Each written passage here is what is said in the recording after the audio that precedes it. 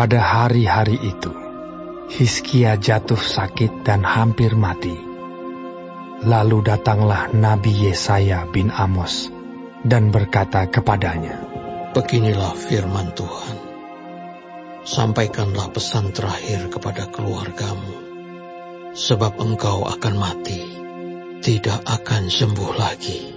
Lalu Hizkia memalingkan mukanya ke arah dinding, dan ia berdoa kepada Tuhan. Tuhan,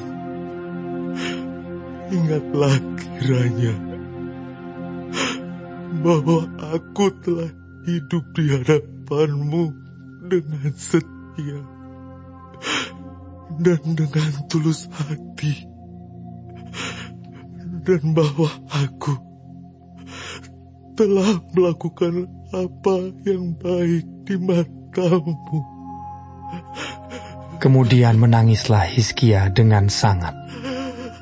Tetapi Yesaya belum lagi keluar dari pelataran tengah. Tiba-tiba datanglah firman Tuhan kepadanya. Baliklah dan katakanlah kepada Hizkia, raja umatku. Beginilah firman Tuhan, Allah Daud, bapa leluhurmu. Telah kudengar doamu, dan telah kulihat air matamu. Sesungguhnya aku akan menyembuhkan engkau. Pada hari yang ketiga, engkau akan pergi ke rumah Tuhan. Aku akan memperpanjang hidupmu 15 tahun lagi, dan aku akan melepaskan engkau dan kota ini dari tangan Raja Asyur. Aku akan memagari kota ini oleh karena aku dan oleh karena Daud hambaku. Kemudian berkatalah Yesaya, "Ambillah sebuah kue ara." Lalu orang mengambilnya dan ditaruh pada barah itu, maka sembuhlah ia. Sebelum itu, Hizkia telah berkata kepada Yesaya, "Apakah yang akan menjadi tanda bahwa Tuhan akan menyembuhkan aku, dan bahwa aku akan pergi ke rumah Tuhan pada hari yang ketiga?" Yesaya menjawab, "Inilah yang akan menjadi tanda bagimu dari Tuhan, bahwa Tuhan akan melakukan apa yang telah dijanjikannya. Akan majukah bayang-bayang itu 10 tapak, atau akan mundur 10 tapak?" Hizkia berkata, Itu perkara ringan bagi bayang-bayang itu untuk memanjang 10 tapak.